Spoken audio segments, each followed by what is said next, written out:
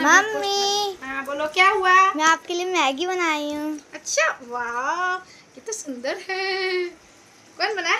Paneer Maggi. मिर्ची नहीं डाली है क्या? मिर्ची डाली हूँ, पनीर मैगी में बनाई। पनीर मैगी वाह बहुत गरम है, बहुत गरम है। मम्मी तुम्हारे लिए किसने बनाया मैगी बताओ? मम्मी ने। हम नहीं बनाते मैगी, मुझे मैगी बनाने नहीं आता। बताओ किसने बनाया? तुम बनाई रे? खाना नहीं बनाना, खाना नहीं खाना, दाल चावल यही सब तुम लोग खाना। मैगी मेरे लिए मैगी बनाए, खुद खाने का मन है इस लड़का को बोलेगा मम्मी तेरे लिए बनाया। ये किसका प्लेट है? ये तुम्हारा है।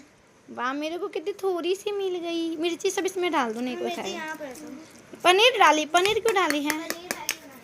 कैसा बना चिकू? टेस्ट किया? मैं भी टेस्ट करके देखती हूँ कैसा बना है। आज हम काम कर रहे हैं, ये लोग मैगी बना रहे हैं। तुम्हें भी तो आता था ना पहले। नमक नहीं डाली हो क्या?